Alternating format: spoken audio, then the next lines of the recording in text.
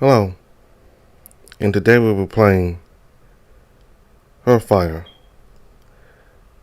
I just downloaded a new update for it, which came out in the beginning of September. So this is the newest update that I downloaded. And based on the upload schedule, it looks like it comes out every. It seems like a new public update comes out every 2 months. So I guess there will be another one out at the start of November. So go ahead and start now.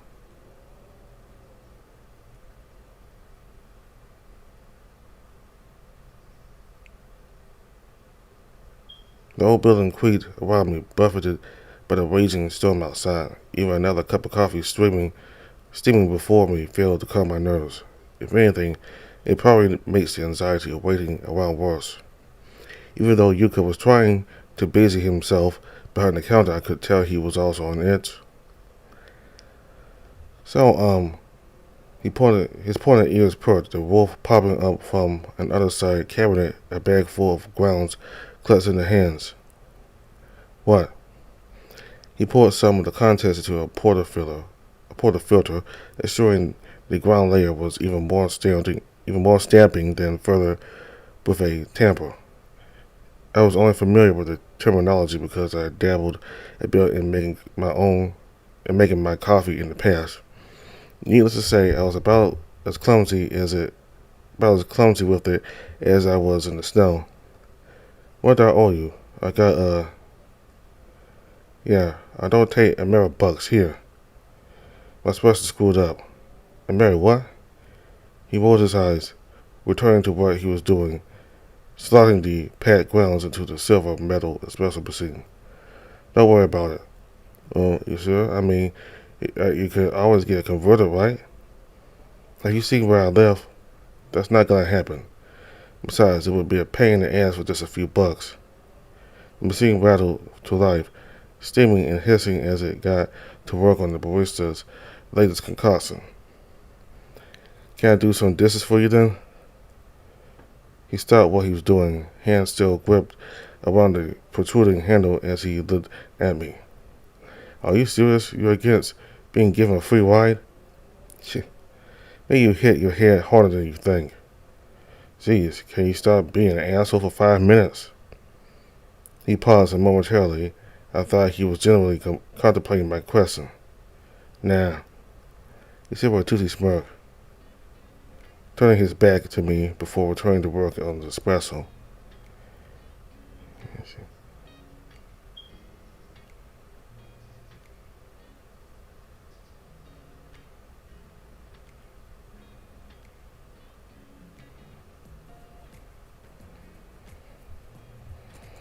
My brow squunched as I paddled on my bar stool, swinging it left and right. I could sense my petulance, the wolf tapping his foot in annoyance before finally breaking.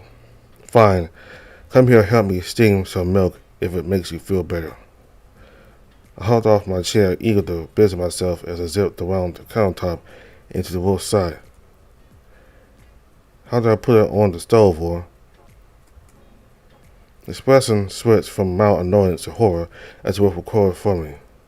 No, what? No! See that fridge over there?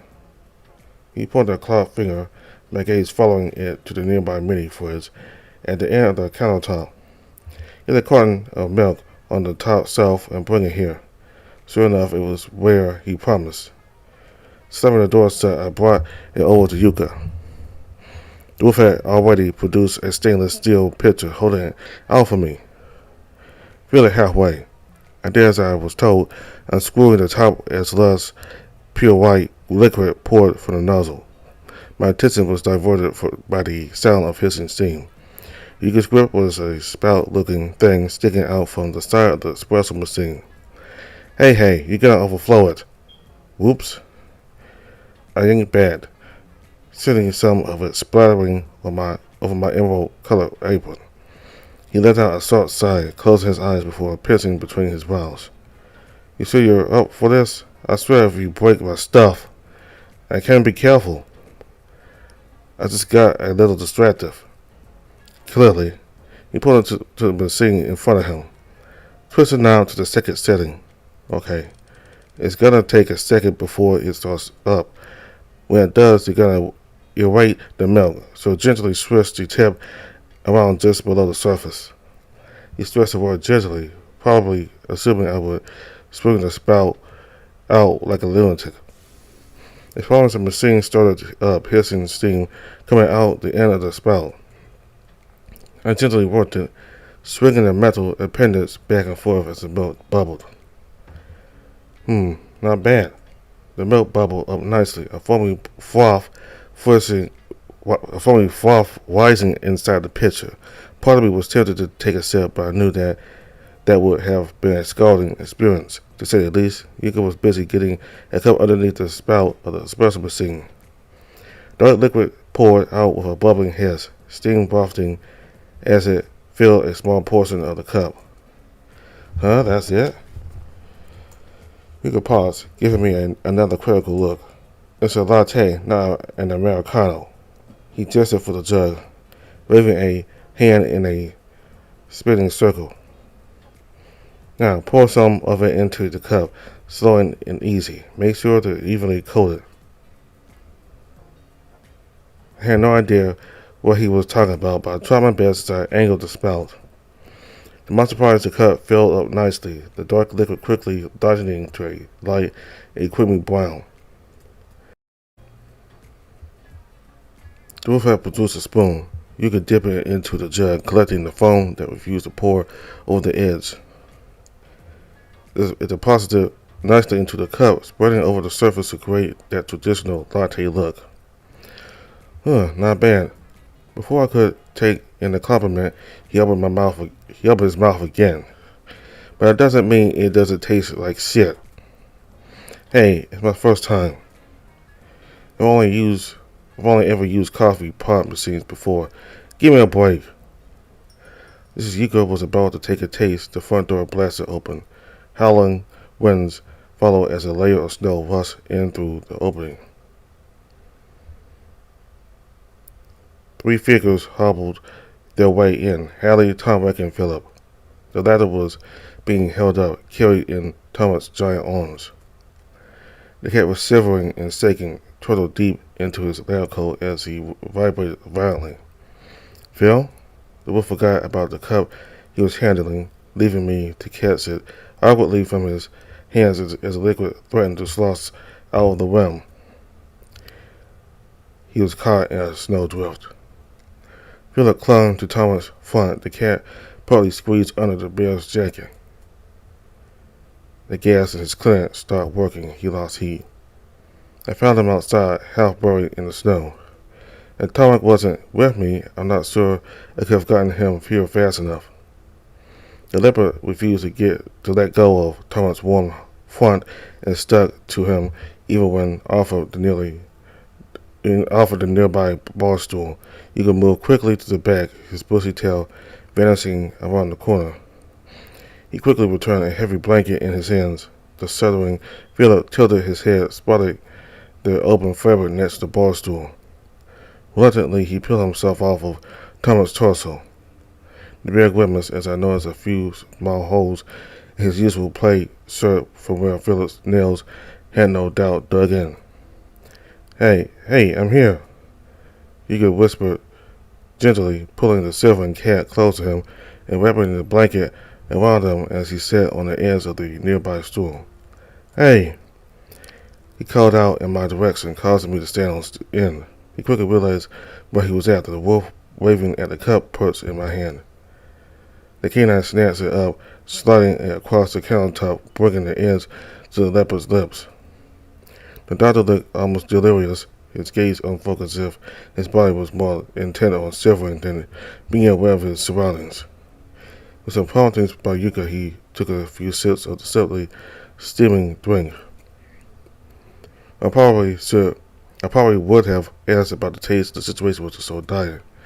Luckily, Philip seemed to perk up after a minute of gingerly sipping the warm liquid. Thank you. Yeah, well, he made it. He gestured over his shoulder with a flip of his head in my direction. The felon's crimson eyes lifted, looking up at me as he flashed a grateful smile. "We have to get you out of those clothes. You're soaked." I agreed. The doctor muttered, his intense, shivering, rattling his words. You got to feel it off the stool and towards the back room, the cat clinging to him, stumbling with his words. Seeing the unflappable doctor in such a state was unnerving, my stomach churning as I followed them into the back room.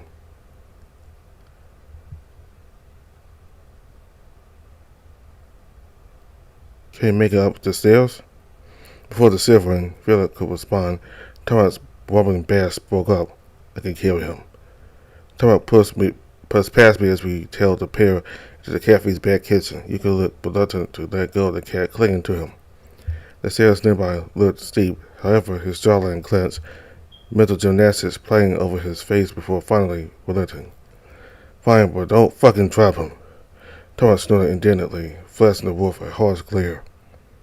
The wooden boards creaked under the bear's weight as he approached the doctor again. In one swift motion, Lawrence's paws scooped him up, blanket and all. The stairs creaked and Tomas could barely fit his broad shoulders through the narrow confines of the cramped stairwell. Unsure what to do with myself, I followed in his wake as I ensured not to slip on the thinly cut steps. The apartment above wasn't exactly what I expected. It was a far cry from Tomas' cabin. Modern furnishings dotted the room, from tables to sofas.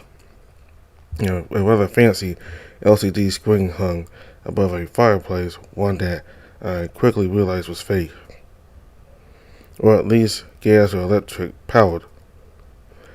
Tomas had sat Philip back down again. You didn't waste time ushering the shivering cat down the hall towards the open bedroom. It wasn't until I watched you could peel off the snow leopard shirt that I realized I might be witnessing something I shouldn't. Before I could turn completely, I could hear him calling out my name. "Get me a towel." I wandered towards the bedroom, looking around to spot a hamper or so. The door next to the room bombed so. Sure enough, there was a small closet door. Popping it open revealed I stared. The objects on the first few shelves in the hangers above weren't what I was expecting. Leather gear, collars, and even a leash were dangling in a haphazard mess above. Yuko must have noticed my hesitance, the wolf snapping as he barked at me. "Stop wasting time. Get the fucking towel." "What? Sorry." I stammered, quickly grabbing a towel from the lower shelf before slapping it shut. "Shut the door behind you." Yuko looked at just as pissed as he sounded. His eyes narrowed in my direction with his hand expectantly extended. Shouldn't I? Want to talk about fucking modesty after ugling my junk? Be gentle with him. Philip stammered, the cat's fluffy tail wrapping around himself. He means well. Yuko took the towel from me, snatched it roughly from my hands before getting to work, wrapping it around the snow leopard's shoulders. "What were you thinking?" he asked breathless as he wore the towel around the generous fluff lining Philip's neck. "Fucking freezing out there like an idiot." A second chuckle came from the cat as he flashed a weak smile. I'm afraid I'm terrible at following my own advice. I wasn't expecting the storm to hit so violently. "It said something about your heat going out." He nodded jerkily as Yuko shifted behind him, running the towel over his bare back. "Ah, yes." He chuckled, flashing me an attempt at one of his clinical smiles. "You're correct. I noticed something was off when the temperature started to drop. I couldn't find the problem inside, so I attempted to check the meter outside." "Idiot!" Yuko muttered, taking the towel away only to replace it with himself. He squeezed the cat from behind, nuzzling his face into his generous neck fur. Philip groaned softly, his eyes rolling shut as he leaned back. At least his shivering was starting to subside now. The natural body heat from Yuka combined with drying off was his magic. It was endearing, even if it was an awkward third party. "Don't scare me like that." Philip chuckled softly, reaching for the hand resting over his midsection. their laced fingers, the larger cat presses his palm down on Yuka's hand. Well, in my defense, I didn't expect the rain or snow to bury me. The cat chuckled softly, taking events in stride at least. The latte was delicious, by the way. I could feel my cheeks warm as I shuffled bashfully over my feet. Well, it was my first time. I didn't expect it to be used to warm someone up, though. Well, consider my body warm and spirits raised. The doctor flashed me a genuine smile, the corners of his mouth reaching his dimples. The wolf grunted as he shrugged. I didn't miss the subtle smile painted across his muscles as well. Maybe I'll hire him as a helping hand if he wants to stick around. On the flip side, I guess I don't have to go to Halley for a job if I'm gonna be stuck here. Yeah, that might be nice. At least I'll get free coffee, right? Yuka's smile slid off of his face, eyes narrowing. Yeah, don't let those free cups go to your head.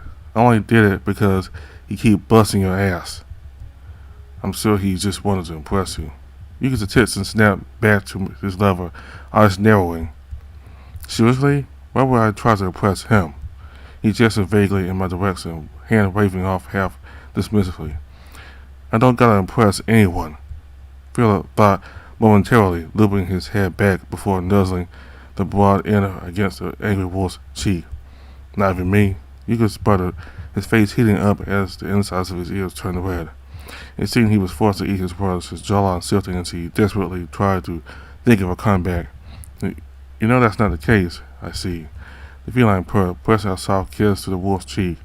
If he wasn't blushing before, he certainly was now. I coughed, trying to subtly alert the lovebirds that I was still in the room. I forgot myself. The cat tilted softly, pulling away from the overheating wolf.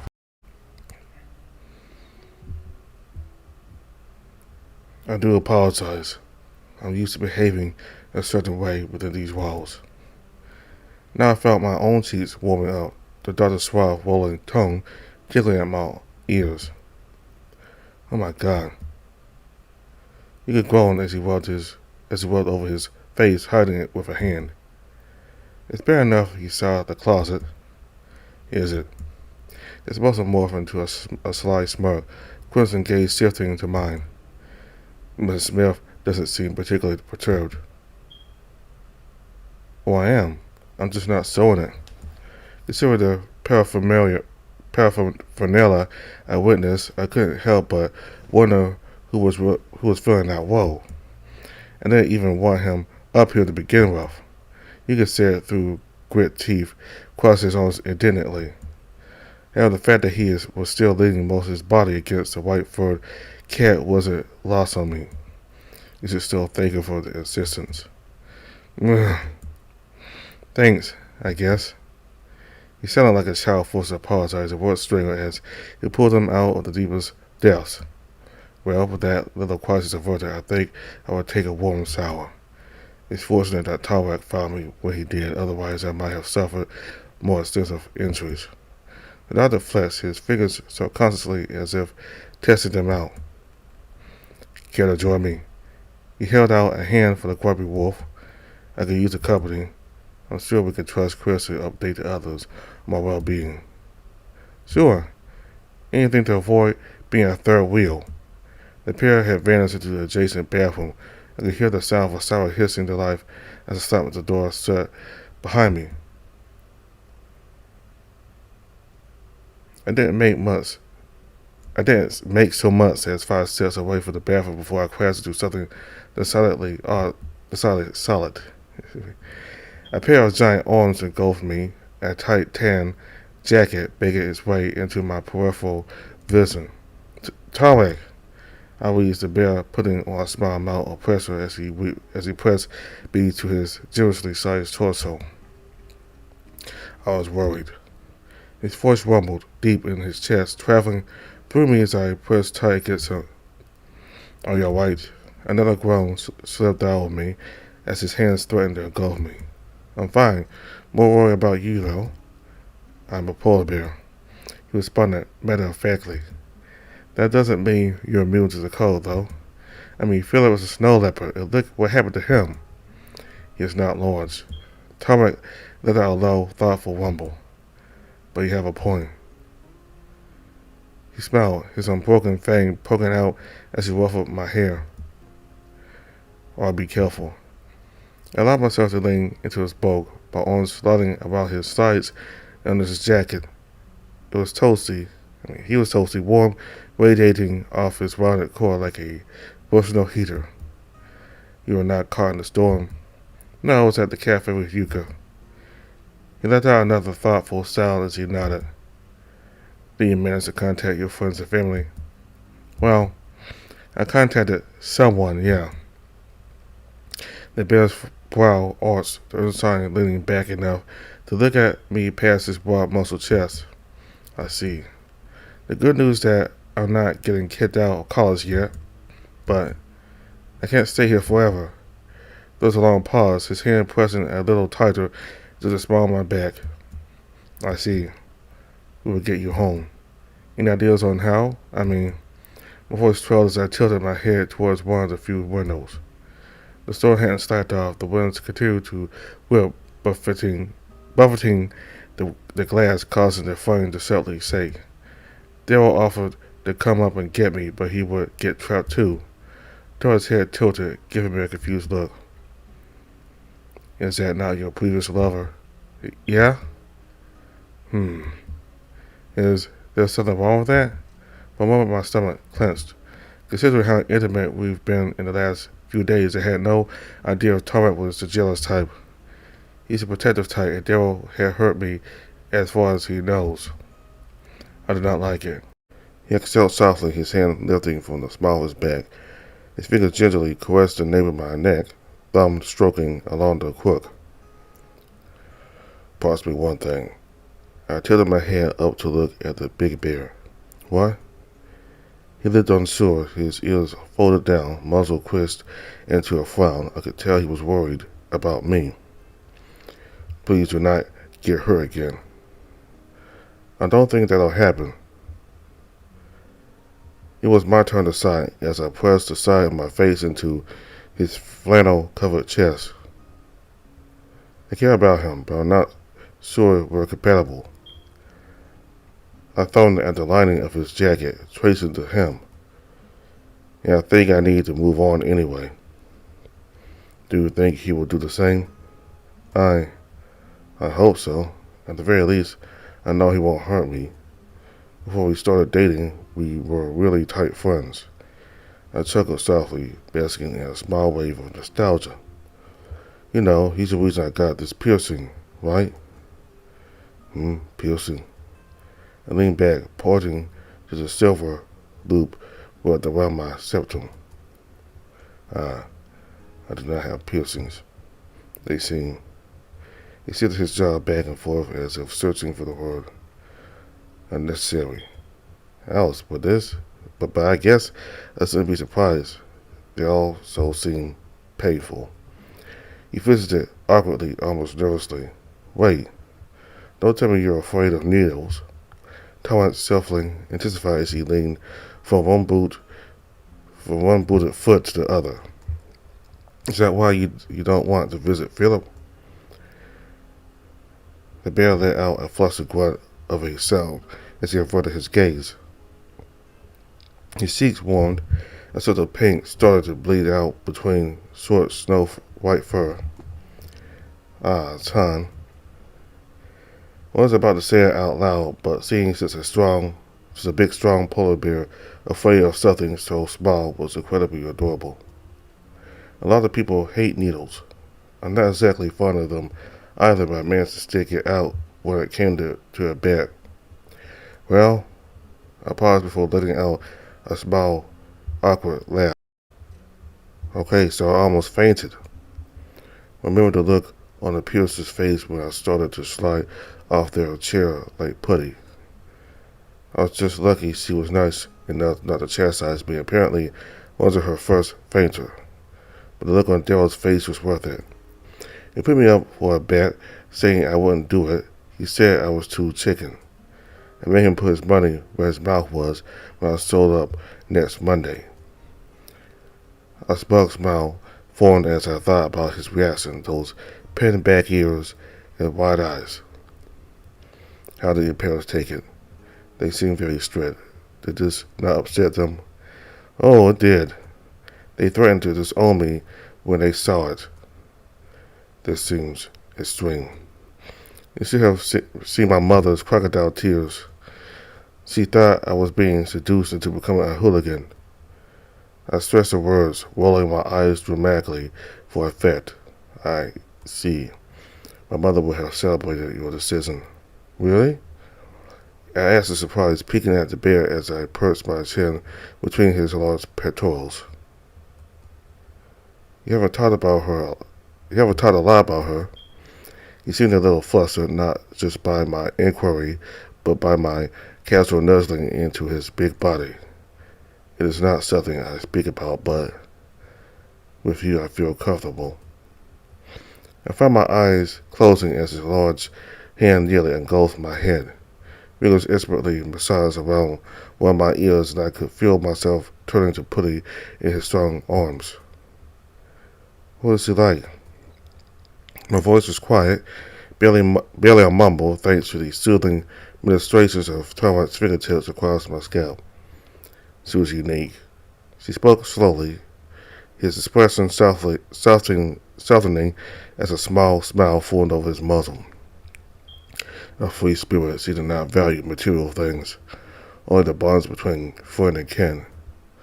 Through the nostalgia, a sense of sadness lingered beneath the surface, causing me to hold Tara closer.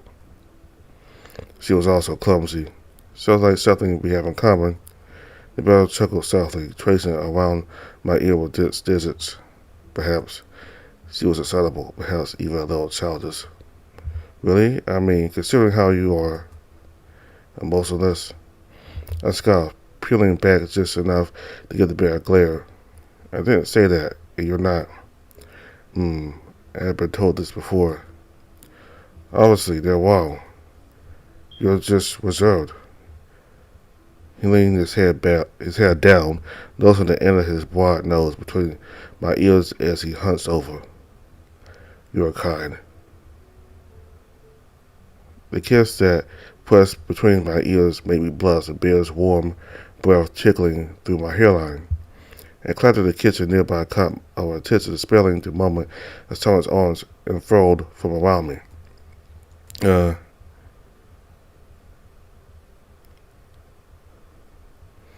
Tomas was the first to move as we rounded the corner into the kitchen. Inside, familiar Lynx was buried headfirst into a double-doored refrigerator.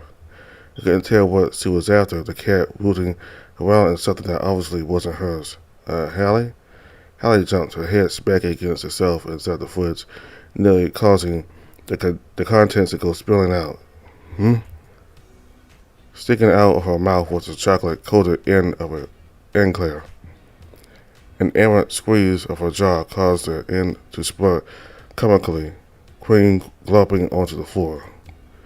Alright, you sure you should be doing that? She casually popped the pastry out of her mouth, pursing it between her manicured fingers. Consider it a finder's fee for finding Philip. Honestly, I wasn't sure if I should have been impressed or worried about the audacity of this woman. What else? Besides, I don't think you'll miss one or two. Are you really into fitness, though? Aren't those a lot of calories? I am, but I deserve a treat sometimes, too. We are guests. You should not take things without asking. Her casual shrug suggested that Thomas' chastisement didn't faze the unflappable feline. Her gaze turned to me, and I balked as he approached. My eyes nearly crossed as he reached up, tracing my hairline. Got your stitches out, I see? Yes. The scar doesn't look too bad. I'm not sure the tough guy look suits me. Fake until you make it. I'm sure you're impressed regardless. A look of ecstasy crossed her face after taking the last bite of the eclair. No faking here, though. Those eclairs are to die for. Thomas grunted slowly, the bear giving his head a disgruntled shake. Oh, Is that sass I hear? Mischievous grin splayed over her muzzle as he watched the polar bear with a disturbingly intent gaze. Picking up on the look, Tomas balked, taking a half step back. She was the only one that seemed to put fear into the opposing polar bear. Don't think I haven't learned about how much you enjoy sweets yourself. I know your habits. Tomas groaned under his breath, rounded ears folding as his face heated up. She snickered, expressing softening as she twirled her fingers through long, lush hair. Don't worry, I'm not going to squeeze you. Yet, I could pick up on the sound of the saddle cutting off, the subtle hiss through the wall fading. Anyway, it's not like your habits are a secret. Even if partner wouldn't have told me, we'll figure it out soon enough. He did. I never told you, but it was part of the deal he cut when he handed over his business to me. The way she said it sounded so cutthroat, as if she pulled it out from under the old fox. Handed it over. I asked, tilting my head to one side. Long story short, I started cleaning the floors and stocking shelves for him. He wanted to retire, and I wanted my own shop again. Again? Well, technically, the first time without a co-owner. She waited dismissively, her gaze slowly drifting away from the conversation back to the forbidden fridge. The door to the bedroom popping open was enough to stop her, head flipping behind her back innocently. She smiled as the other pair thought down the hall and around the corner. Much better. The doctor said with a relieved exhale. He also had changed of attire, a V-neck shirt, hugging his toned chest. I'm glad to have a spare few outfits here. Yuka grunted next to him, rolling his eyes. I've told you that you could just move on. You might as well, considering how much time you spend here anyway. The doctor brushed his bushy tail silkily against the grubby wolf's thigh. But then you wouldn't miss me when I'm gone. Do you have to do this in front of people? Yuka muttered, ears flattening as he squeezed his forearm. Well, I appreciate seeing it. My love life isn't exactly panning out, so I get to enjoy it vicariously. The doctor chuckled nearby as he stroked his whiskers. The dating pool in Iska is depressingly small, but it's to be expected considering the circumstances. He had a point there. I was expecting rampant homophobia from this town at first. Well, I'm a career girl anywhere. And I know I'm killing it on that front. The room collectively sighed uncomfortably away from the links. Can't you guys clear out now? I have plans. The sentence of without the rest of you was as subtle as a punch to the face. You will put us in a storm. Todd's hands landed on his hips as he answered in a flat, disapproving tone. The wolf barked at the accusation, growing flustered. No, I just... White furred hand sliding over his shoulder seemed to douse his smoldering frustration. We'll have plenty of time for fun in the future, sweetheart. His voice was soothing, a sickly tone that put me at ease. For now, we should attend to our guests. My guests, you mean? It's not like they're occupying your apartment. Unfortunately, at the moment, it's not suitable for habitation. The cat reminded pointedly, his polite smile strutting simply. Fine, whatever. They can stay. It's not like I precisely wanted to take up space here.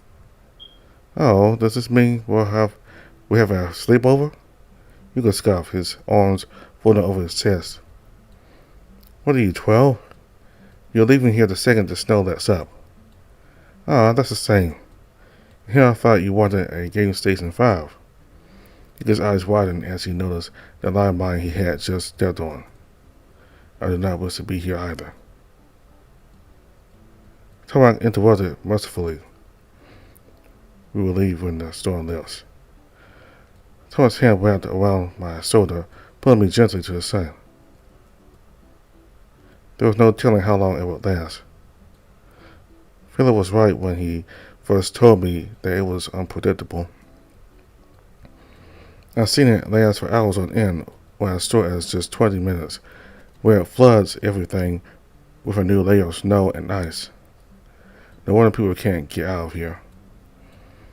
While I had the bear's warmth next to me, for company not many others were lucky.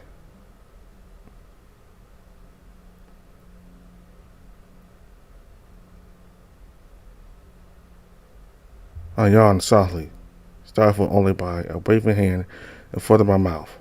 Tomas was nestled into the sofa, causing it to awkwardly lift to one side.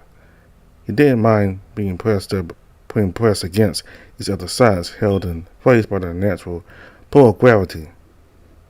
You could have wandered into the kitchen, the wolf grumbling about having to make dinner.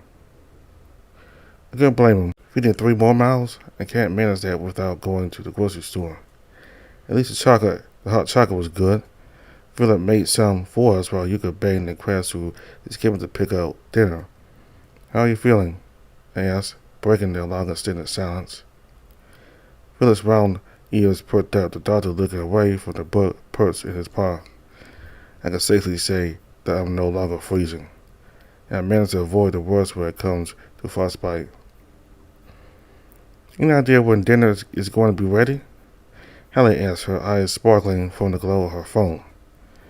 I can go check. I was getting a little restless anyway. Snuggling with Tomas was cozy, but my legs were starting to go numb. His eyes were closed, and I wondered if he had fallen asleep. Deciding food was a priority, I walked around the table and into the kitchen.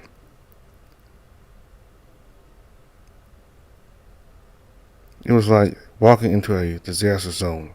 The oven was open, the light blaring off of the reflective metal of the door. He himself was surrounded by a few bowls and other ingredients.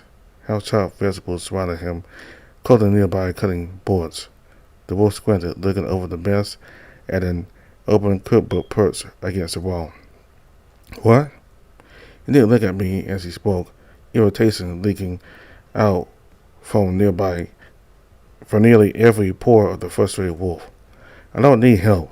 The mess of ingredients strewn about was putting out a plea to the opposite. Are you sure? What are you, my shadow now?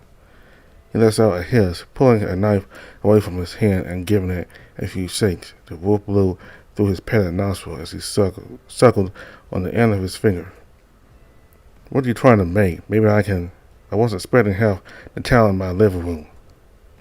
He grumbled, putting his finger back into his mouth for another suckle. Man, it's in darn straits if this seriously counts as half of the town. The floor shook, and a subtle rumbling pulled Yuka's attention off me. Is everything all right? Tomas waved a hand before his mouth, stifling a toothy yawn. Peachy. The sarcasm in his voice was as thick as syrup. The wolf pulled his finger out of his mouth for a pump. Tomas' gaze shifted to the ingredients and utensils strewn about his brow furrowing. You could turn, following full circle, as Tomas started rifling through his cabinet's refrigerator. What are you doing? Cooking. Excuse me? The wolf puffed up, his ears pinning back as he tried to make himself look intimidating. Who do you think you are? This is my kitchen, He was cut off, Tomas having seemingly yanked an entire raw chicken out of the fridge. Move. Yuka sputtered petulantly, his legs working against him as he shuffled out of the way. You are not a good cook. What do you mean, I'm not a good cook? I have my own cafe. Tomas' gaze narrowed, lips thinning as he regarded the wailing wolf. You can bake. You're good at baking. He pointed a meaty finger at the raw chicken on the cutting board. This is not baking. Yuka threw his hands in the air, one of those fingers glistening crimson. Fine. You want to do it? Be my guest. To be fair, he's a pretty good cook. Yuka's attention turned, those emerald eyes burning into me. I mean, he kept me fed this entire time. I think he can handle it. Besides, you got that cut on your finger. Probably not a good idea to smear blood on the food. Yuka rolled his eyes before walking out of the kitchen, a brown, bushy tail whipping around the corner. Tomas didn't wait. By the time Yuka was gone, he was already dancing several spices over the chicken. That was kind of harsh, wasn't it? Perhaps. He worked his hands under the spray, soap bubbling between thickly padded palms. He didn't even give him a chance. His scrubbing paused, the bear's fingers laced together just outside the spray. But I say it's true. When we were together, he could not cook well. Preparing food for many people is difficult. He pushed his hands under the water, the soil sliding off his slick fingers. He could have gotten better at it since then. It's been years, hasn't it? With his muzzle creasing into a frown, I could tell that Tomas was starting to pick up on my point. Alright, we'll apologize. His fingertips massaged into the bumpy flesh of the wild chicken, kneading in the assorted spices and oils after I'm finished cooking. Well, it's better than nothing. Even though I hadn't known him long, it was apparent how stubborn he could be. Thankfully, he wasn't immune to reason. Tomas blinked a few times, his shoulder being turned down. His cheek warmed as I pressed a kiss to it. Considering his height and bulk, the ankle was awkward, but I made it work. He clears his throat, gaze averting. Thank you. Just have a little patience with people, okay? I nuzzled into his rough beard before burying my face into his mane of darker gray. I promise it's worth it. He let out a joyful sound, a wobbling purr, churning out of him. If everyone was like you, it would be easy. My voice broke as I laughed, feeling flushed as I visited on my feet. Dinner will be ready soon. Go tell the others. He said that his attention to the entrance to the living room is ill-flicking. If Yuka is still upset, offer my apologies. Sure. He gave me a little wave as I rounded the corner. Once I returned, I baked with less olive oil clinging to my fingers. Yuka sitting on the edge of his chair, the wolf looking peeved. Next to him was Philip, the doctor busily wrapping what looked like a bandage around the wolf's index finger. Well, I can say that you don't need stitches. A loud grumbling came from the wolf, his foot tapping the area work impatiently. However, another millimeter and you would have. The wolf let out a half-hearted yay as he raised his other hand, waving it around lackadaisically. Seeing as we can't journey to my clinic, it's a good reminder to keep a few medical supplies here just in case. It's not like I do it on purpose, he complained, sadly leaning into the doctor's side. His new baby blue band-aid glistened in the light as if making a mockery of his injury. Lift your finger for me. Yuka shot the cat a confused look before bringing up his palm. He watched curiously as the doctor's white fur hand slid around it, drawing it closer to his muzzle. The wolf let out a short, adorable whine as Philip pressed a kiss to the band-aid. The leopard's eyes closed as he leaned forward, almost blowing into the gesture. Somehow he made kissing a boo-hoo an elegant affair. I hope you offer dental work, Doc, because if you keep this up, I'm probably gonna get a cavity. As you already know, I do. Well, really? All in one? Welcome back, Chris. As a matter of fact, yes. Philip's arm snaked around Yuka, the latter still grumbling as he was put at the doctor's side. While Iskut's residents have to travel for more extensive procedures that can handle routine cleanings and even fillings. An apprehensive shudder went up my spine at the word. Thankfully, I've never had a cavity in my life. I can attest, you take excellent care of your teeth. I'm the queen of self-care. You can't build a strong bond without taking care of the small details, too. Uh-oh. Everyone's attention turned, expectant eyes settling on me. Tomas said that dinner will be finished soon, so... Oh, now I'm curious what he's making. It's not a secret that he's a force to be reckoned with for the kitchen. Have you ever had his fist stew? The cat thought for a moment, his hand sliding up and down along Yuka's arm and shoulder, and thought, I can't say it that I have. It's amazing. She took the time to draw out the syllables, her eyes dramatically rolling as she put a hand on her chest. I'm kind of getting sick of it personally, I said with an awkward laugh as I dropped into the nearest chair to my bag. He makes it almost every day. I've had to beg him for some variety. If I didn't know better, I'd say he runs off the stuff. That certainly sounds like him. A deep raised voice could be heard calling out from the other room. It is not polite to speak of others while they are absent. Apologies. The doctor called out, cupping his hand beside his mouth to help his voice travel. You should drop by for a visit sometime. We should drop by for a visit sometime. After all, Chris has broken the ice enough for the SS friendship to go sailing in. You can let out a protected groan, putting his face in his hand. Why are you like this? I'm bothered, happy, in my lane, focus flourishing. Says a woman whose side swiped me multiple times already. At least it's not a multi-car pileup. It's about to be if both of you keep it up, she said with a disturbingly cheery tone. Perhaps it would be better to just continue this conversation. After all, we don't want to distress Chris after what he's been through. I waved my hand before me, wobbling the outstretched appendage as I gestured. I reached the point of homeostasis with stress, I think. Unexpected response. I think you kept more of a level head than most. Well, it's either keep calm or scream hysterically. It's kind of an obvious choice, right? You say that only because you still have your rational mind.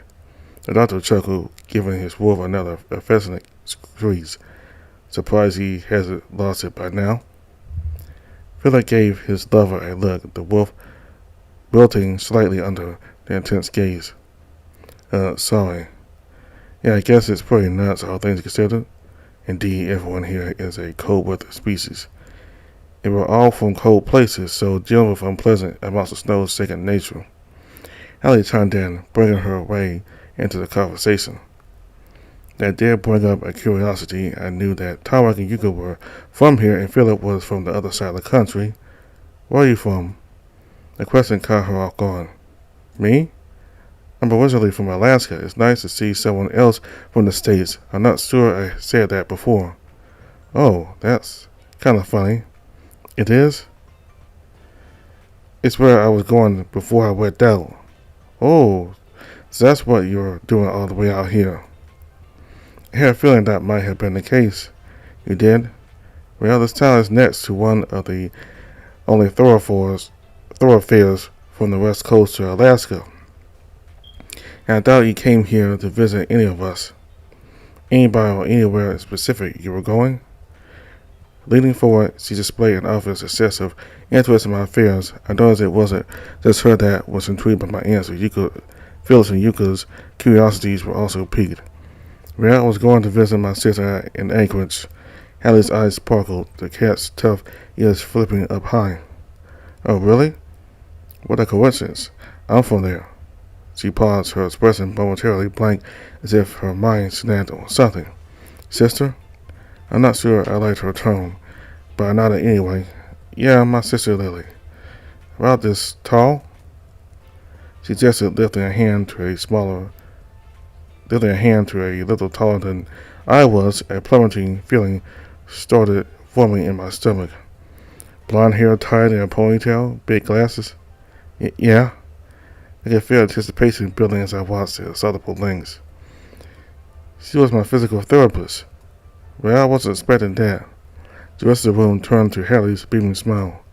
Yeah, that sounds like you met her. No wonder you seem so familiar. Her voice cooled with bubbly enthusiasm. She spoke to me as if I had become suddenly adorable in her eyes. I wasn't joking when I said it had been a long time since I'd seen an otter, though I didn't expect you to be her brother. She talked about me? Now I was really feeling apprehensive. She did mention she had a brother, but nothing terrible. Promise. Fascinating. I didn't know you went through physical therapy before. Hallie's laugh became awkward. The Lynx leaned back into her seat. Well, it's not something I usually like to talk about. Now this was the first her bubbly attitude had all but dissipated. These were exuberant energy fading from her voice. Oh, I want to hear about this. Yuga said with a sneer, cocking his head back to lay down his muzzle. Yuga. The doctor spoke, his tone low and warning. Hey, it's only fair. She squeezed the shit out of everyone and snooped more than her fair share. Besides, she's staying in my apartment. He pointed an accusatory finger at the feline, eyes narrowing. And don't think I didn't see the missing ink-clear. Like a child with her hand caught in the cookie jar, her eyes were wide with ears for the bear.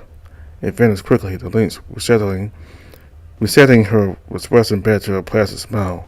You can't blame a girl for wanting a snack. Baby asked first. She giggled at first, but it quickly shifted to a sigh, her smile growing weary as he closed her eyes. I suppose talking about my past can't hurt, though. I hate the idea of losing my mystique. I'm not entirely sure that's what I would call it. Her long exhale, followed by a drawn-out breath, made me realize this would be a bit of a story. Before I took over Pontiac and lived here, I had a little sob of my own. Well, mostly. Starting your own business from scratch takes a pretty penny. I had a business partner I went in with, a friend I've known since grade school. Expression slightly darkened her shadowed lids, falling as he looked at her lace hands. Well, it didn't work out. Again, she perked right back up with enough speed to give several emotional whiplash. That's okay. I spent the next few months on self-improvement. Rock climbing, heavy lifting. She rattled off physical activity after physical activity, counting on her fingers as she continued. Nearby, Philip shifted in his seat, expressing screwing up with concern the more she went on. When I half slept, ended up pulling just about everything in my left arm. She gave the limb a little swing, lifting her broad shoulder. Luckily, I still had insurance at the time. Both Canadians in the room exchanged looks, but the Lynx continued otherwise. And that's how I met his sister. Interesting. What drove you to Iska, if I may ask? Pretty funny, but similar to Chris's situation. It is? I asked apprehensively, my small ears flattening back. Lily and I talked quite a bit, and she suggested I move. Get away from it all. That sounds like sis. I was about to say, that's what she said. That's what she did to me. I'd say it worked out well for me. I had to make a pit stop in Iska to try and get my truck fixed up, and I ended up staying. Pennant needed some help. He said he saw the sparkle of unbridled capitalism in my eyes. I'm not sure that's the spark I see, but okay. This was a few years back, before the two of you came to Iska. Thankfully, it was. I was worried that keeping my clearance stocked would be problematic affair so far from civilization. With a thoroughfare outside of town and trains swinging by every month, it's not difficult to get supplies. Though things were pretty dull until you two arrived. All I had for company was Grump, and he kept trying to avoid me like the plague. You could let out a snort. Even though he didn't speak his mind, what he was thinking was apparent. Yuga's father didn't keep you company. Oh, he did. Don't get me wrong. He's a sweet old man. Yuga groaned again, the wolf's eyes spinning in his head. But there's really only so much conversation that can be held with just one person. Then you do not need to continue. Heads turned, and battle-stained Tomas standing at the entrance of the kitchen. Food is cooked. Ton. What are you wearing? I could make out the beginnings of Yuka throwing a fit at seeing one of his favorite aprons draped over the bear's chest. It was barely a strip of cloth covered the middle of his chest, unable to wrap around Torak's sides thanks to his sheer girth. An apron. His response was blunt, and had to fight from breaking out into a laugh. It is small, but I do not wish to stain my clothes while cooking. He was fuming inside. Philip seemed to take the conversational reins as his bushy tail swished. What's on the menu? Chicken. Seared vegetables. Anything? The lynx paused playfully. Sweet? Torrance answer was like the drop of a hammer. No. She pouted cheeks, puffing up. You have already eaten dessert. The donut doesn't count. Eclair. You could hiss, also insulted at the mislabeling of his chocolate-coated confection. Well, I'm particularly famished. Shall we make our way to the dining room? The way Philip gracefully got up from the sofa and held his hand out to Yuka was like the elegance of a prince. The wolf seemed equally as mystified as he was the petted hand. A quiet grumble later, he was on his feet, tugged up to the daughter's side.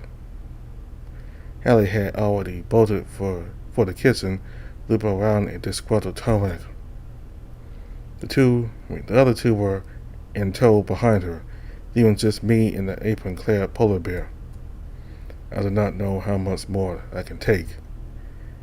He rubbed circles around his temple, the bear slightly slouching from fatigue as I approached. If it's any consolation, you're already doing better than I would. Torrance round ears put the bear, regarding me curiously. I can't imagine trying to cook for 5 people on short notice. Plus, you didn't exactly have a grocery list. There's no way my fridge would have supported that much cooking. He let out a low grumble, exhaling through padded nostrils. Flattery, but I appreciate it. His hand reached out, gently stroking my cheek. The caress of a thumb along my jawline was soothing, and I found myself placidly leaning into it. You make it bearable. I would not have the patience otherwise. Well, I'll say it however often I have to. You're doing great so far. It might be weird coming from me, but I'm proud you're sticking it out. The bear let out a low, pleased rumble. His ears tilted back as his rough features took on a more bashful look. I was actually a little surprised to see him take charge like this. How soon he would have hidden in a dark corner until the storm lets up. Gum. His voice pulled me out of my sidetracked thoughts, the bear waving at me with a padded palm. The food is getting cold. My ears perked, clattering dishware echoing from around the corner in a few clamoring voices. Yeah, we should probably get in there.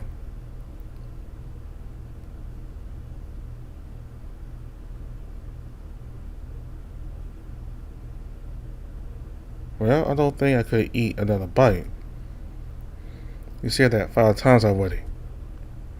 He squinted, eyes narrowed to slits. You've continued to stuff your face. How are you not fat? Contrary to popular opinion, it does take a lot of calories to keep this body running.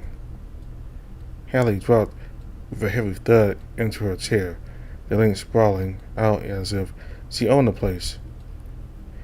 I can attest. Philip spoke up, sliding into his seat on the sofa closest to the fireplace, his bushy tail coiled about his side, allowing Yuko to join next to him. Someone of her physique and lifestyle can afford to indulge a little more than average. She puffed out, a smug smile pulling the corners of her mouth as she soaked into the doctor's validation.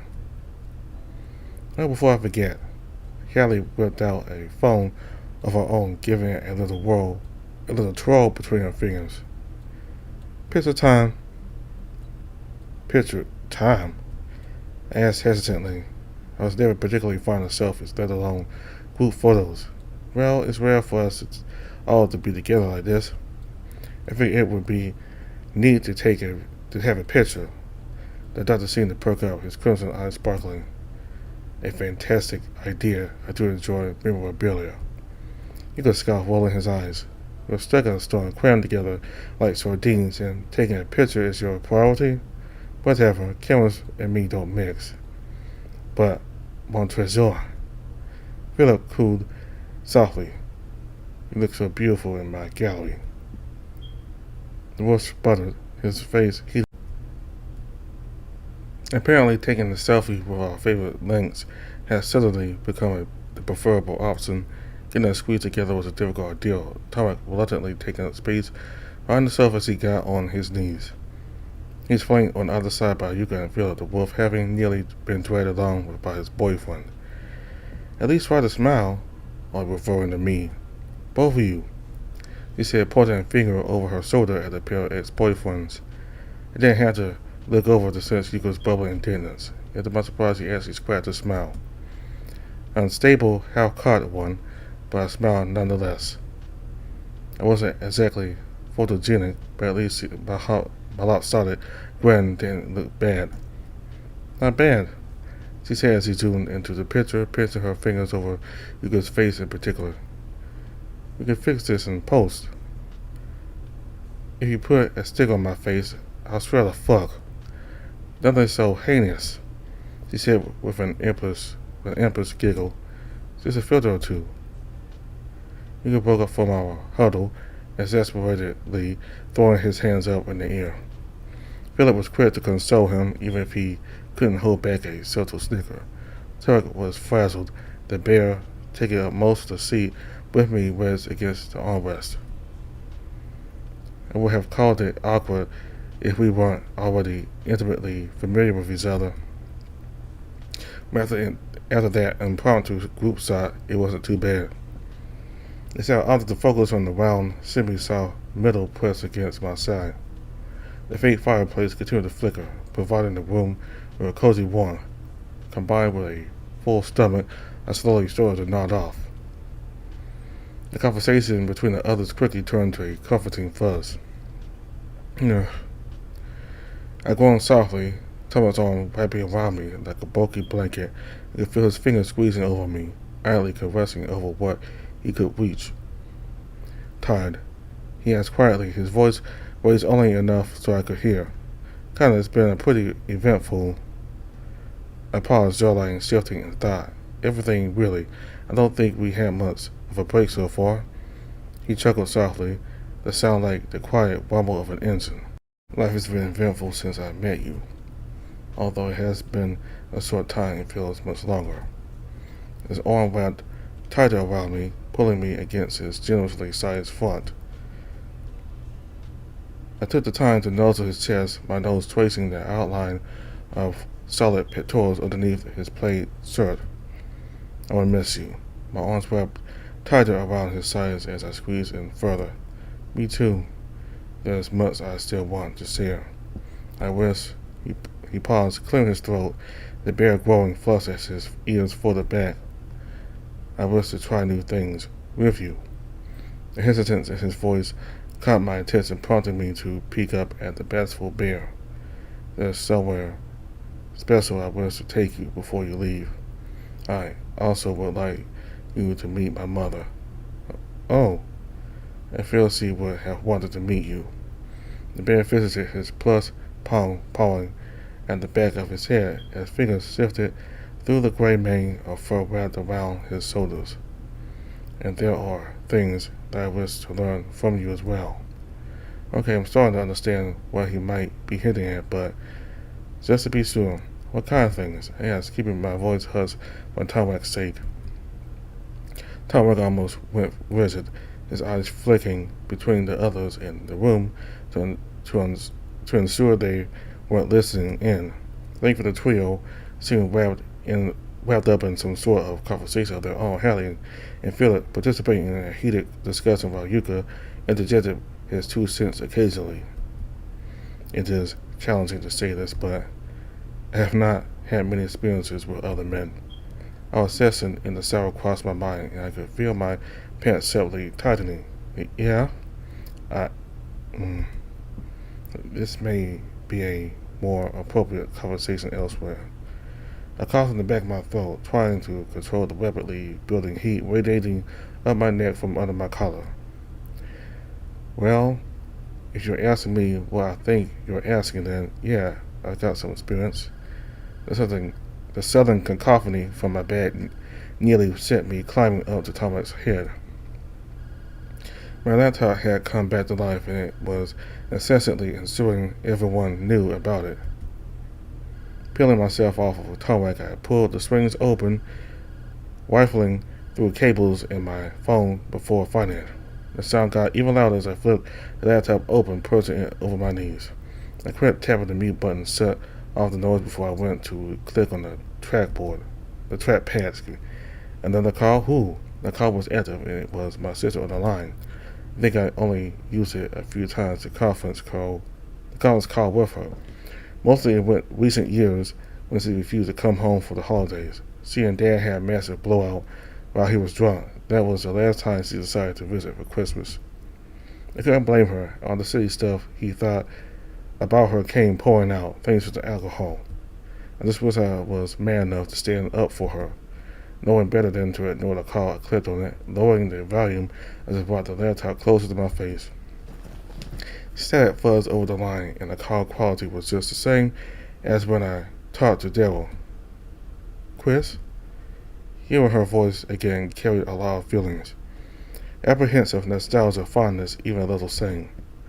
I let her know before I left, so she had every right to be mad at me. Hey. I sounded like a meek puppy coming in from the rain, tail tucked between his legs. Mind telling me why you aren't answering your phone? Straight to the heart of the matter, that was Lily, alright? No tolerance for bullshit. It was probably the one thing she inherited from our parents. I haven't because I can't. I answered honestly, the burning heat under my collar returning, this time stewing me in my own embarrassment. She paused for a moment, allowing me to elaborate. When I didn't, she spoke up. I've had the guest bedroom ready for a week. Even through the spotty connects, I could hear the subtle clicking of her tongue. Did you miss your flight again? I could tell she was trying to be inoffensive, but I couldn't help but feel the unintended sting. I did take a flight. There was another pause. I could practically hear the gears turning as she put things together. Where are you right now? Twice in the same day, the quest refused to pull punches. Nearby, Hallie had peeled off the conversation, her bright eyes fixed on me and my laptop. Like a cat on the prowl, she slid out of a chair. She slumped between the furniture as if she were sneaky, her ample body incapable of overt stealth. It wasn't until she invaded my personal space that I started laying away from her, those big eyes pulled into mischievous slits. I know that voice anywhere. The static over the condenser crackled as Lily spoke up. Chris, is there someone there with you? Hi, Lily. There was a pause, a subtle hiss from the speakers, filling the silence before Lily spoke up again. Hallie? The one and only. It's been a while, hasn't it? Why don't you turn on your camera? I want to see your beautiful face. Beautiful. There was an odd amount of reverence in that word. I would, but I'm afraid I'm not at the office right now. You don't have one on your laptop? I have a desktop at home, and I haven't gotten around to buying a camera yet. After all the videos calls I got through daily, you can't blame me. She quit, causing me to shrink back into my shirt. Oh, Chris. She wasn't sighing and shaking my shoulder, rattling me back and forth.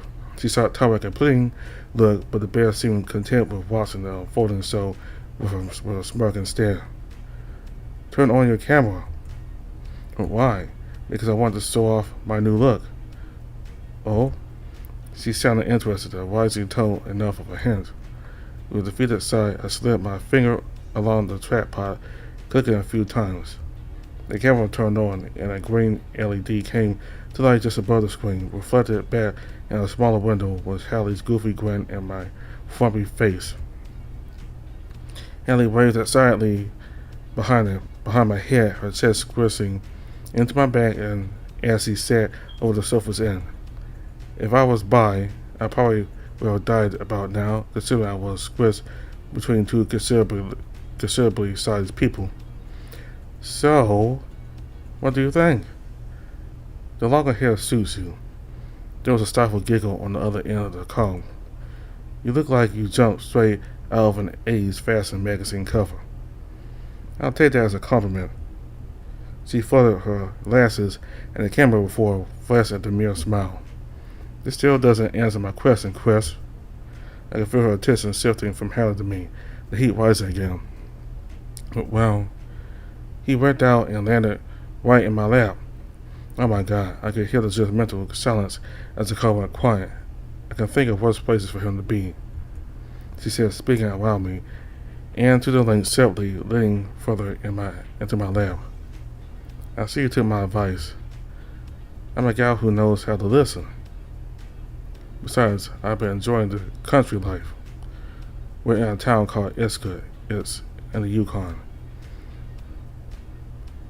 Yeah, I don't think so. I muttered, trying to get my 2 cents in before the conversation closed again. You tried to drive. Her words were better factually as he pieced things quickly together, but I couldn't tell she wasn't withholding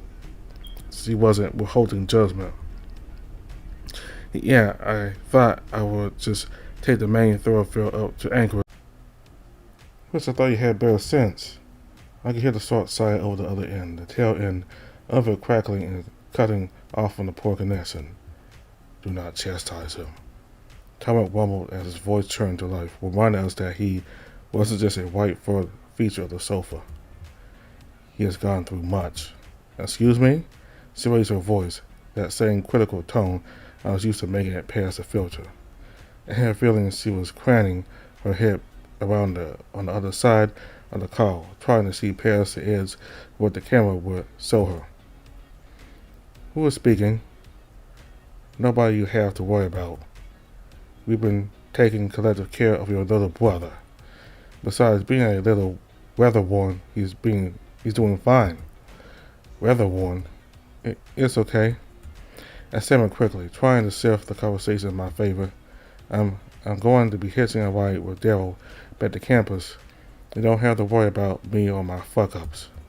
Chris, her voice was gentle, catching me by surprise. Yes? I don't think you fucked up, though I am curious about what's going on. You said Daryl was coming up to get you. You told me you broke up with him. Yes. She let out a long exhale, and I could hear the wrapping of her fingers over the edge of her desk. Listen, I would come pick you up if I could. It's okay. You don't have to. I got myself into this mess. I muttered, ears flattening back. Todd's hand slid behind me, squeezing my shoulder reassuringly. It was a gesture I appreciated. It's not a matter of scheduling. I have time off I can take. The road through the Yukon is dangerous this time of year. It doesn't help that we've had snowstorm after snowstorm. You've been hit by it too? Yes. I shifted my client sessions to remote ones because of the snow. I could practically see her closing her eyes and shaking her head before speaking. I told you to let me pay for a flight. It would have been far less dangerous. You know that I can't fly. Yes, I remember the first time.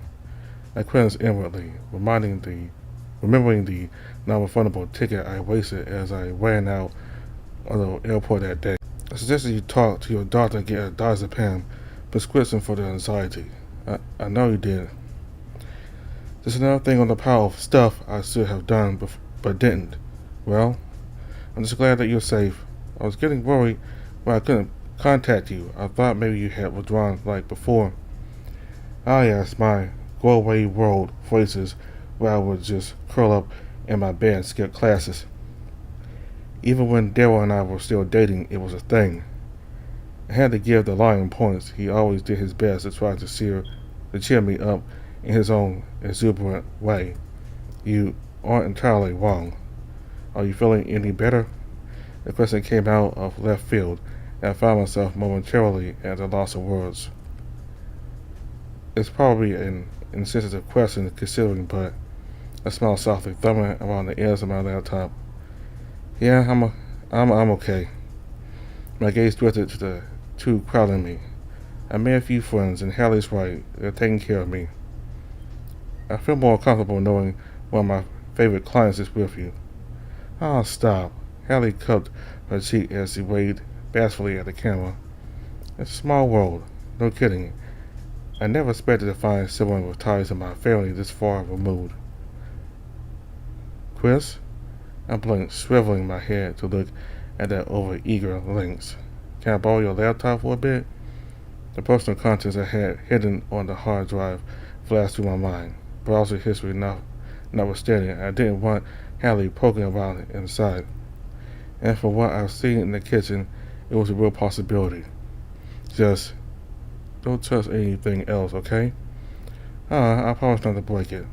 That's not exactly what I'm worried about. I just want some girl time. It's been far too long. To be fair, they did seem to have a connection beyond the professor could pick up on that much just by their tone. Reluctantly, I slipped my only lifeline out of my lap into Hallie's awaiting hands. She gave me a reassuring wink before dashing off with it, practically zipping back to her seat before dropping it in her lap. I could only make out snippets of the conversation, but it sounded like she was picking up right where they left off, as if they didn't spend any time apart. A jostle from Tomas reminded me he was still there, his broken arm wrapping around me again. His digits played over my shoulder, tracing my neck before finding an ear and gently rubbing it. It seemed that he was quickly learning my weak spots, his tender touch causing me to melt against his big body. Your sister seemed stern. His expression relaxed as he regarded me with a gentle gaze, but fair. Yeah, I said with a soft chuckle, leaning fully into Tomas regardless of onlookers. She's always been like that. I think it's been a trial by fire for both of us. Lily came out like gleaming steel and, well, you. Half-meted pudding, if I'm honest. His brows knitted as he gave me a harder squeeze, hand pressing harder into the small of my back above my tail. This is untrue. Is it, though? I muttered, nuzzling the end of my padded nose underneath Thomas' chest, using the overhang of his pectorals to hide my face. I've made many mistakes, and I'm not going anywhere with my life. It took me crashing out in the snow to snap out of it. Looping my arm around his big belly, I found his hand.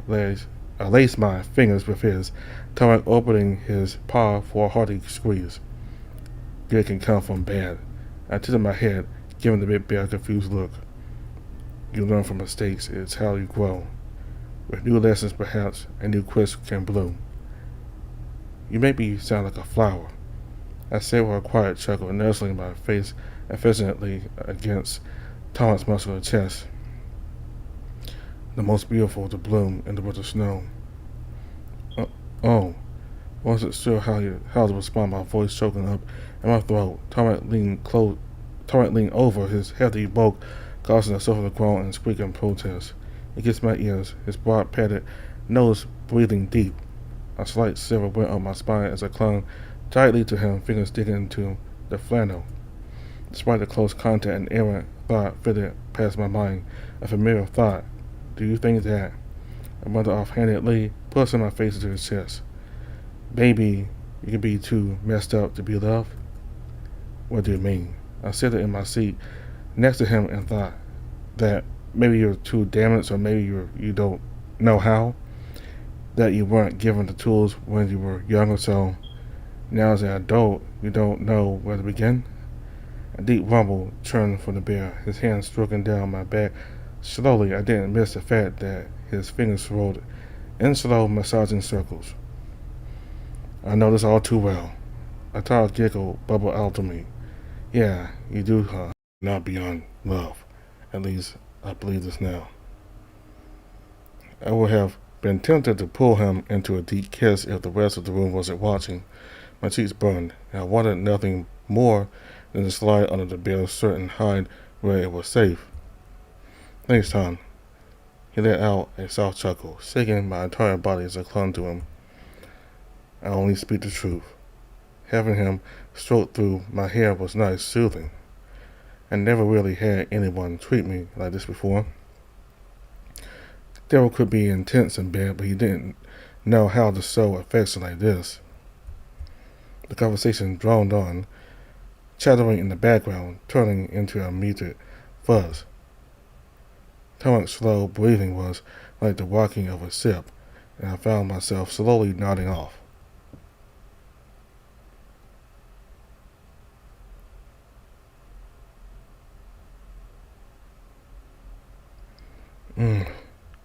The room was dark, forcing me to squint. The only light was a burning fireplace. Philip and Yuka were gone. Hallie was bundled up in blankets, dozing off on the sofa at the end of the room. Propped on the coffee table was my laptop. Huh? She put it in. That was nice of her. Seriously had to go through my bag, but it was nice nonetheless. Speaking of blankets, one was snugly wrapped around me. Heavy down kept the majority of the heat in to the point where I was starting to sweat underneath. Just as I was rolling it back to take off my jacket, I could pick up on the sound snowing nearby. I craned my head around, looking for the sound as my short ears swiveled. The noise was coming from below. I had to press my hands to peek over the lip of the sofa. On his back, wedged between the coffee table and the bottom of the sofa, was Tarek. He didn't have a blanket. Instead, an arm was draped over his chest. Did Yuka not keep enough stock or something? Or maybe he fell asleep after tucking me in. I could see that last part happening. He always seemed to put my welfare before his. The man's chest bobbed up and down as he breathed slowly. Despite how serene he looked, something was off. His hand grabbed around fingers, separately flexing like he was trying to find something. The neutral expression on his face creased into a subtle, almost imperceptible frown. Reaching down, my fingers brushed against his. To my surprise, he grasped at them in his sleep, wrapping his thickly padded hand around me as he squeezed it slowly. It must have comforted him because the bear released a low, relieved sigh. I couldn't fight the smile forming on my face, not that I wanted to. It was shimmy on my lips. I slid down onto the inviting expanse below. Tomas' soft rumbling turned into a bear's purr as I stretched out over his chest and middle, my legs straddling his generous waist. Both hands grabbed me, one going from the back of my thigh while the other slid into the dip along the small of my back. He seemed to enjoy my tail, fingers caressing down the dense base before repeating the motion clumsily in his sleep. I noticed that he enjoyed stroking down my wether. Not that I could fault him. I'm unsure what having a short tail like this would be like. Especially my tail got in the way, it acted like a counterbalance for walking. Take it away, and I'm unsure I could take 2 steps without falling on my face. Torrent's chest was like a set of foam-wrapped boulders, firm with just enough give to make perfect pillows. We had snuggled in this bed the night before, but something about using him like a replacement mattress was tantalizingly new. A soft yawn came out of me as I was lulled to sleep again, my lids growing heavy. No need for a blanket. This bed was warm enough for both of us. Good night, Tom. Mother turned my head to nuzzle my face into his chest before slipping back into a peaceful sleep.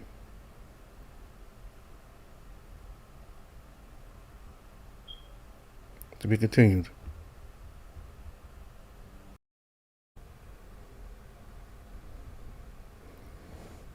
Okay, so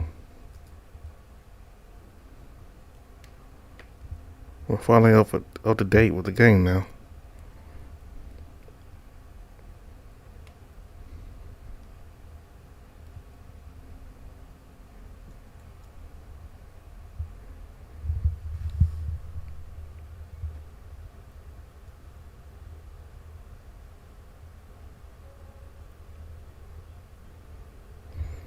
Thanks so much for waiting so far. Hearthfire is a passion project between a small group of friends, and we couldn't get anywhere without an audience. You can find more information about Hearthfire on our Twitter page. Keep an eye on it for updates and changes. If you want to support the project, feel free to check out our Patreon page. Patrons get access to new builds a month ahead of time.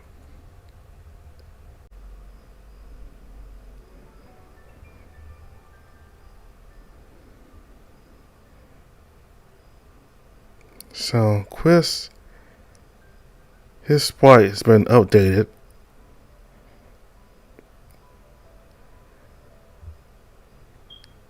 He seems to be a bit more mature. He seems to have a more mature look with this new sprite of him now. That's a big change in this new update.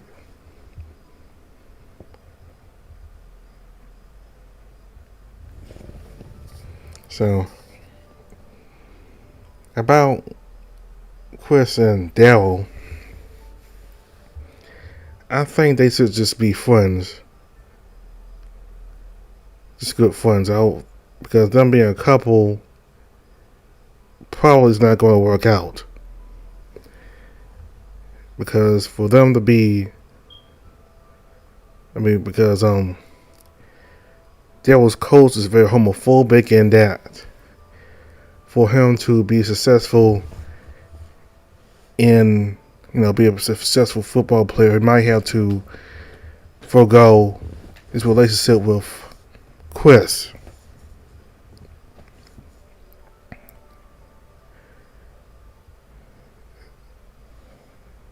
So he won't cause any trouble with his coach. And plus, probably still got a lot of people who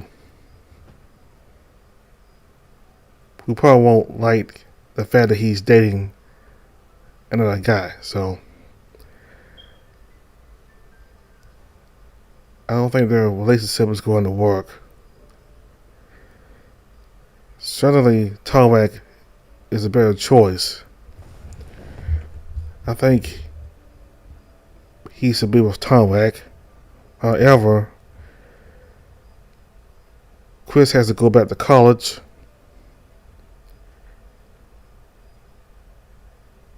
Plus, he's not even a Canadian citizen. He's an American who crossed into Canada illegally somehow. So, I don't think that's going to work out. Him and Tarek being together.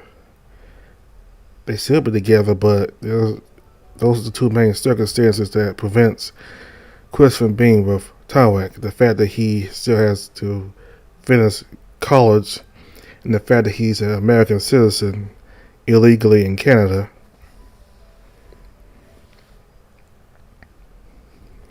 I have no idea how this VN is going to end eventually.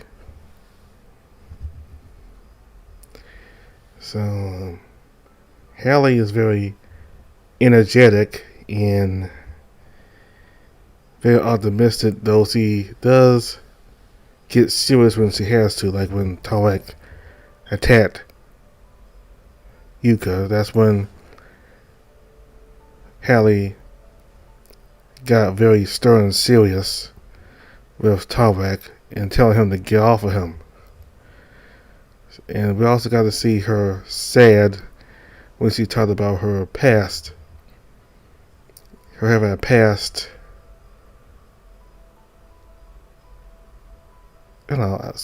She knew somebody from the past. They went to grade school together, and they started the business together, and it didn't work out. So she got really sad over that. But so she can be serious, and she can be sad, but for the most part, she's very happy and energetic and optimistic about stuff, even when things don't seem that way. And Yuka, he's kind of a jerk, but he has a soft side and he really cares for Philip.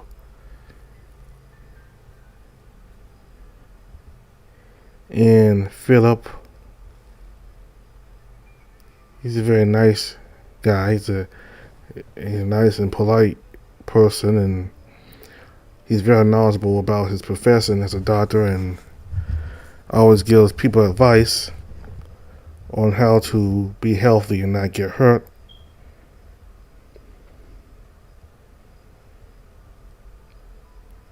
I know it's too late. It's definitely too late between Yuka and Tawak.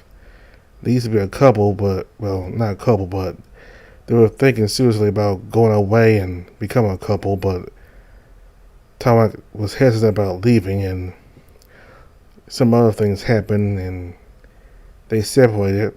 So I am happy that Yuka managed to find somebody else. That somebody else being Dr. Philip.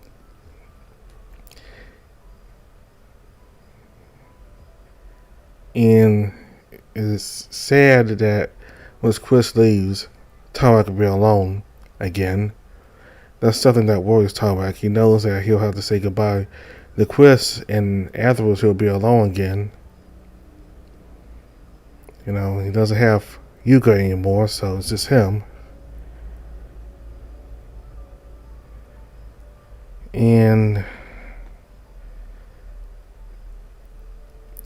if things don't work out and Chris has to leave, or if Chris doesn't decide to eventually visit Tawak again after he's done with college, then hopefully Tawak will find somebody else.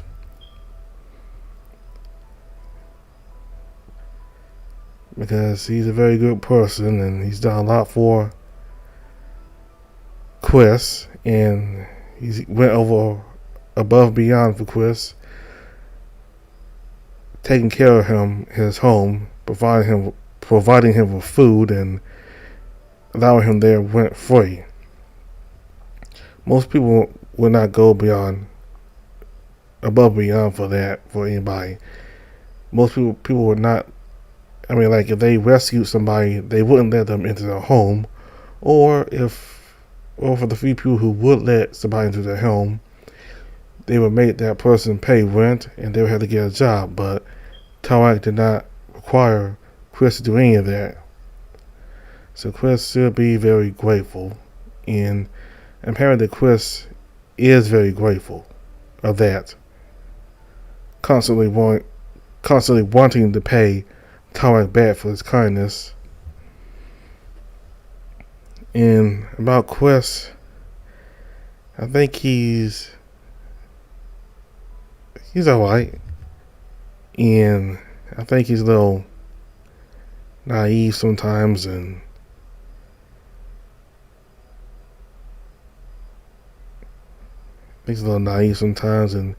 a little reckless. Well, not little reckless, but really reckless. Like, really try to climb that mountain for internet access, which was not worth it. And he only got himself hurt, and he could have potentially gotten Tawak hurt as well. So, we have finished Hearthfire for now.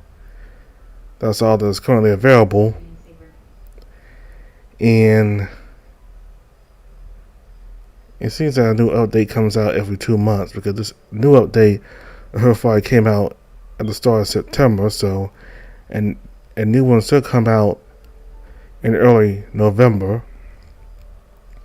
And if you subscribe to the Patreon, the game's Patreon, then you'll be able to watch a new update 1 month early before it becomes public. So at the start, I think in the first week of October, new updates will come out on Patreon. And if you want to subscribe to Patreon and for the game, you can watch it 1 month early before it becomes public. Otherwise, you'll have to wait till November. So, we're done with Hearthfire for now. Thank you all very much for watching. Goodbye.